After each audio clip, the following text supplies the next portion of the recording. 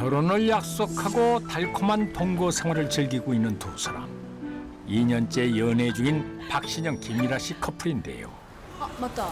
아까 저녁에 엄마가 잠깐 집에 오라 그랬는데. 장모님이? 그래, 같이 갔다 오자. 아니야.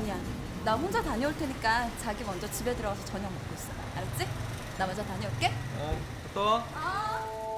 미라 씨의 어머니와 단둘이 무슨 중요한 약속이라도 있나 보지요? 잠시 후 미라 씨의 표정에 왠지 긴장한 기색이 역력합니다. 어머니 집에 오면서 왜 이렇게 두리번거리는 거죠?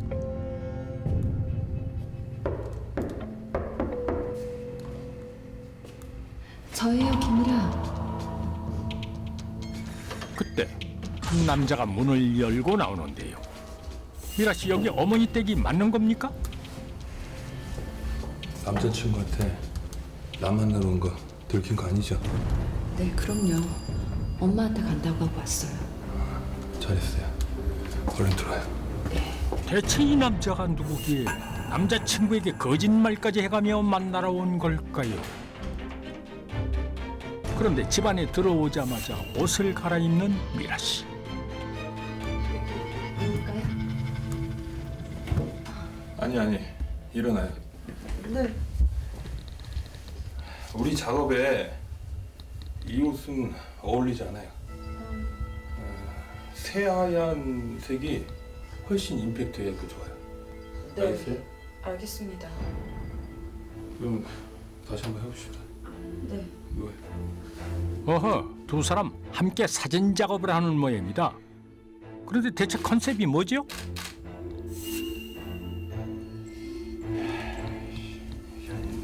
다리 팔을 이렇게 좀 이렇게. 그렇죠. 그런데 미라 씨는 왜 남자친구에게 이런 일을 숨기는 걸까요? 며칠 후 미라 씨와 강호 씨가 산행에 나섰습니다. 특별히 경치가 좋은 곳도 아닌데 여긴 무슨 일이죠?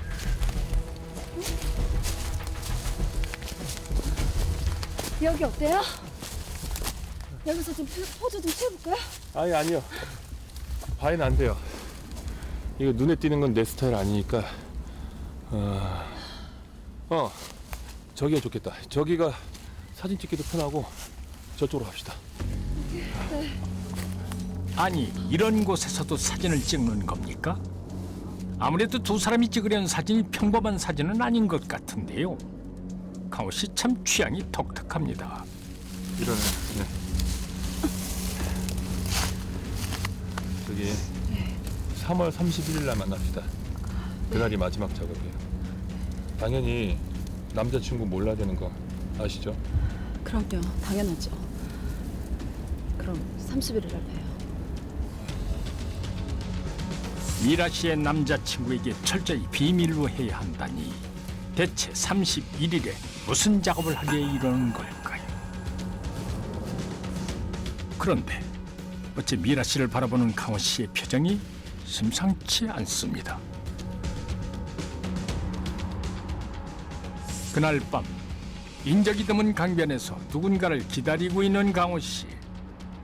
드디어 약속한 사람이 도착한 모양입니다. 그런데 강호 씨를 찾아온 사람은 놀랍게도 미라 씨의 남자친구 신영 씨였습니다. 아니, 일 부탁한 지가 한 달이나 지났는데. 아직 때가 아닙니다. 잘 되고 있으니까 너무 걱정하지 마세요. 비즈니스를 이런 식으로 하시면 안 되죠. 신영 씨가 강호 씨에게 뭔가를 부탁한 모양인데요. 아무튼 이번 달 안에는 호출해 주세요. 네, 알겠습니다. 그럼 맡기신 일은 31일에 진행하도록 하죠. 그날이 디데이예요. 어랍시오. 미라 씨와 약속한 날도 31일이 아니었나요? 대체 강호 씨는 두 사람 사이에서 무슨 일을 꾸미고 있는 걸까요? 그 충격적인 이야기가 공개됩니다. 3월의 마지막 날, 신영 씨에겐 아주 중요한 날입니다. 오늘이 바로 디데이이기 때문이죠. 드디어 오늘이네. 무슨 일인지는 모르겠지만 오늘만을 손꼽아 기다린 모양인데요. 한편 주방에서 아침 식사를 준비하던 미라 씨도 조심스럽게 휴대전화를 확인하고 있습니다. 미라 씨 역시 강호 씨와 약속한 마지막 작업일이 오늘입니다. 누구세요? 엄마? 아니 엄마 이 시간에 웬일이야? 반찬 좀 주려고 하지. 이거 얼른 받아. 연락도 없이 미라 씨의 어머니가 찾아왔습니다. 아이고 우리 박서방 성님 오셨어요? 잘 지냈나? 아니 미리 연락이라도 주시죠. 그럼 제가 마중이라도 나갔을 텐데. 에이 귀찮게 뭘. 그나저나 둘은 결혼 준비 잘하고 있는 거야? 아, 야 이게 그럼요. 엄마 우리 출근 준비해야 돼. 오늘은 얼른 가. 아니 여기까지 왔는데 커피 한 잔도 안 줘? 아유 미안해. 다음에 줄게. 이거 왜 이래? 오랜만에 찾아온 어머니를 서둘러 돌려보내는 미라 씨. 박서방 출근 잘하게. 예, 들어가세요 어머니. 엄마 나 안 나갈게. 가. 대체 왜 이런 걸까요? 우리도 출근 준비할까? 그래. 결혼을 앞둔 두 사람 사이에 묘한 긴장감이 흐릅니다. 이들은 서로에게 무슨 비밀을 숨기고 있는 걸까요? 그날 오후 가게에서 장부 정리가 한창인 신영 씨. 그때 문자 메시지 한 통이 도착했는데요. 무슨 내용인지 신영 씨가 깜짝 놀랍니다. 사장님, 왜 그러세요? 아니야. 하던 거해.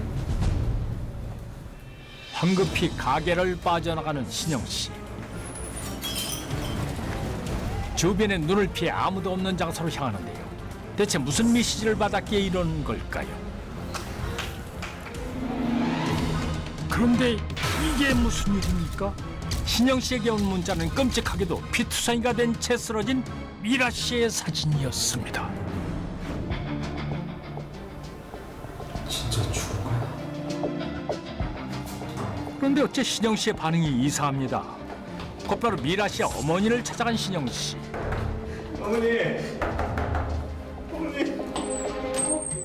박서방 우리 박서방이 이 시간에 웬일이야? 어머니. 왜 그래? 무슨 일이 있어? 우리 미라가 집을 나간 것 같아. 지금 이제 어떡해요 어머니? 뭐라고? 그게 무슨 소리야? 신영 씨, 뭐 이렇게 말도 안 되는 거짓말을 하는 거죠? 아까 출근하고 나서부터 연락이 안 되더라고요. 핸드폰도 꺼져 있고. 그래서 그 가게 가보니까 출근도 안 했대요. 그리고 뭐? 직접 동료가 그러는데 미라한테 다른 남자가 있어. 뭐? 다른 남자가 있어? 지혜비 바람나서 집 나간 거 보고도 그거 그냥? 어휴, 내가 잘못 가르쳤지. 박서방, 미안하네. 정말 미안해. 내가 신영 씨의 거짓말에 속아 오히려 사과를 하는 경자 씨. 결혼을 앞두고 여자친구가 그런 끔찍한 일을 당했는데 신영 씨는 대체 왜 이런 행동을 하는 걸까요? 다음 날 라이트도 켜지 않은 채 은밀하게 공사장으로 들어서는 한 대의 차량. 바로 신영 씨 차였는데요. 그가 만나러 온 사람은 놀랍게도 강호 씨였습니다.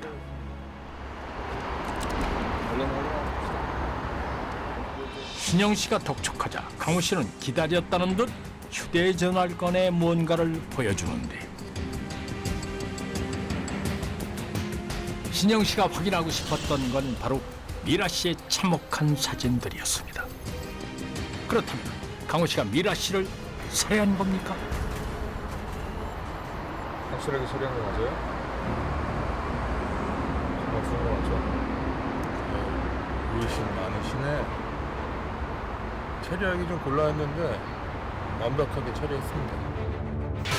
놀랍게도 강호 씨에게 미라 씨의 살인을 청구한 사람은 바로 남자친구 박신영이었습니다. 대체 그는 왜 이런 짓을 한 걸까요? 이야기는 2년 전으로 돌아갑니다. 오랜 백수생활 끝에 박신영은 작은 식당을 차릴 준비를 하고 있었는데요. 저번에 얘기한 돈 엄마한테 부탁해서 빌려왔어.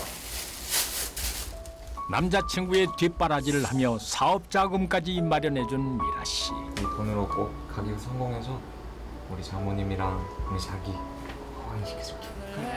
2년 후 자신이 개발한 메뉴가 큰 인기를 끌면서 박신영은 수십여 개의 체인점을 둔 어엿한 사장님이 됐습니다. 20% 계약 축하해. 이거 확 그런데 사업이 번창하자 박신영과 그의 어머니는 미라 씨를 홀대하기 시작합니다. 심지어 박신영의 어머니는 아들이 미라 씨와 헤어지기를 바라고 있었는데요. 아, 나 한명 못하니까. 너 저번에 엄마가 말한 선짜리 생각해봤어? 그런 부잣집 아가씨 만날기에 쉽지 않다 너. 잘 나갈 때 장가 가야지. 무조건 한다니까. 엄마, 손자리 들어오면 무조건 다 잡아. 어? 아, 쟤는 언제 정리할 거야? 너 동거한다고 소문이라도 나면 어쩌려고 그래? 걱정하지 마. 조만간 정리할 거니까. 더욱 놀라운 사실은 박신영 역시 어머니와 똑같은 마음이었던 겁니다. 배움이 짧고 가진 것 없는 미라 씨가 아니라 학벌 좋고 재력도 좋은 여자를 만나 결혼하고 싶었던 것이지요. 며칠 후 초조한 표정으로 여자친구를 기다리는 박신영. 아무래도 오늘 미라 씨에게 이별을 통보할 모양입니다. 오늘 꼭 얘기해야 되는데. 그때 자기야 나왔어. 미라야, 왔어? 저기, 나 할 말 있는데. 나부터 먼저 얘기할게. 나 아이 가졌어. 뭐? 예상치도 못했던 얘기에 당황한 박신영. 나 병원 다녀왔는데 임신 3개월이래. 우리 얼른 시골리자. 미라야, 나 이제 막 자리 잡아가는 단계인데 우리 아이는 좀. 뭐? 그게 무슨 말이야? 자기는 나랑 아이보다 지금 일이 더 중요하다는 거야? 아니, 그런 건 아니지만 내가 여기까지 어떻게 올라왔는데. 그러니까 우리 이 아이. 아니, 싫어. 나 이 아이 무슨 일 있어도 꼭 낳을 거야. 박신영은 아이를 지우고 미라 씨와 헤어지고 싶었지만 미라 씨는 무슨 일이 있어도 아이를 낳고 싶었습니다.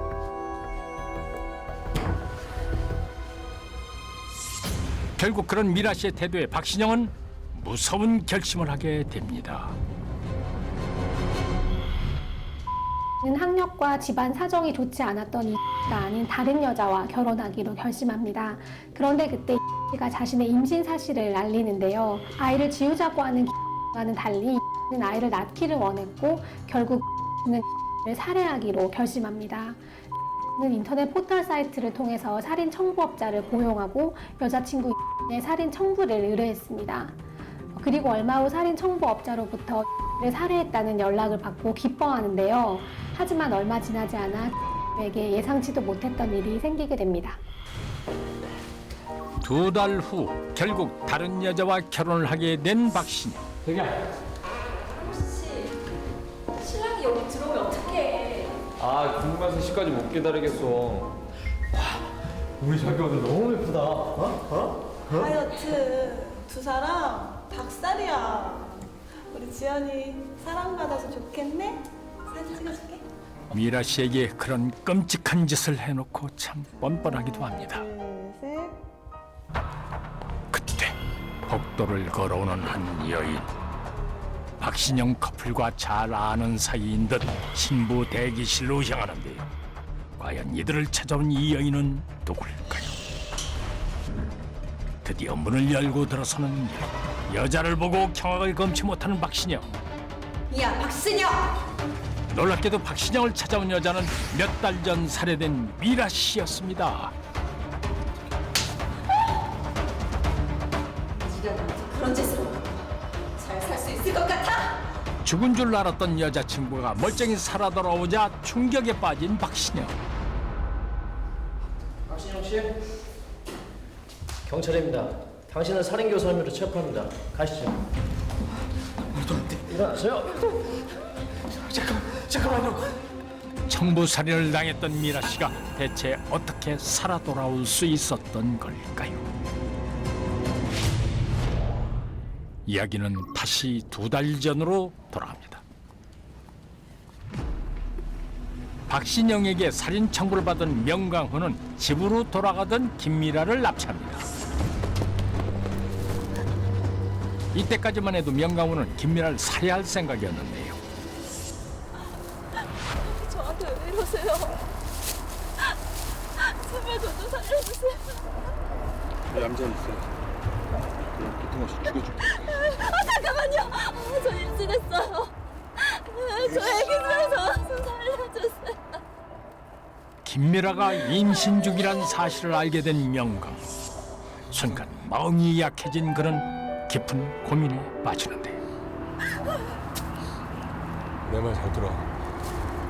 나 당신 남자친구가 당신 죽이라고 보낸 사람이야. 뭐라고요? 신영 씨가 근데 생각이 바뀌었어. 나 당신 안 죽일 거야. 정말 감사합니다. 감사합니다. 당신 남자친구가 당신 살아있는 거 알면 다른 청부업자를 또 보낼 거야.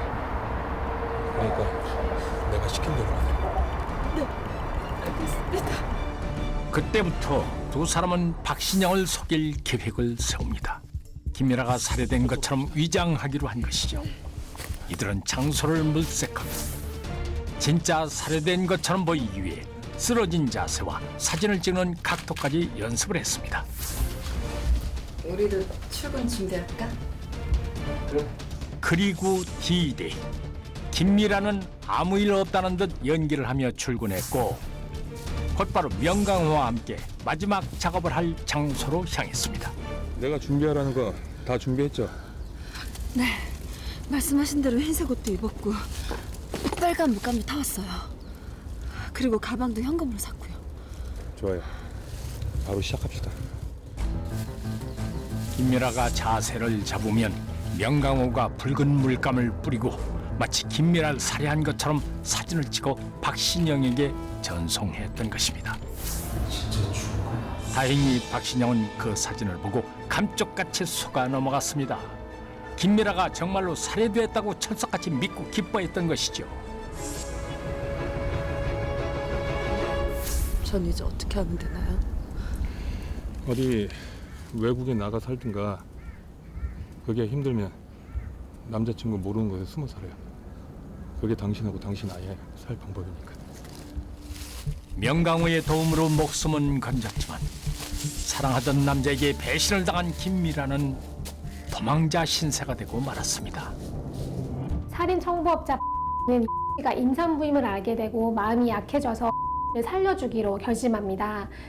에게 자초지종을 모두 설명하고 오히려 를 속일 계획을 세우는데요.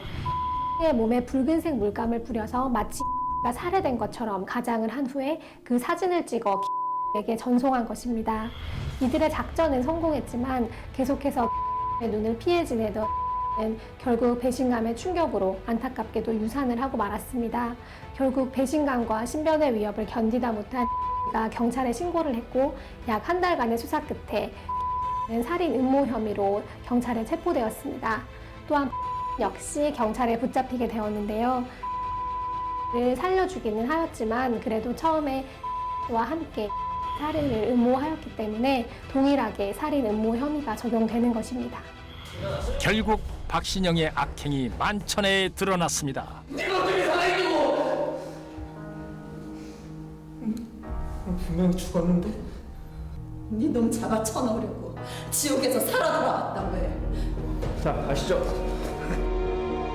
자신의 욕망 때문에 두 생명을 없애려 했던 박신영. 욕망의 마음을 빼앗긴 사람은 양심은 물론 인간성마저 잃게 된다는 걸 이제라도 깨닫길 바랍니다.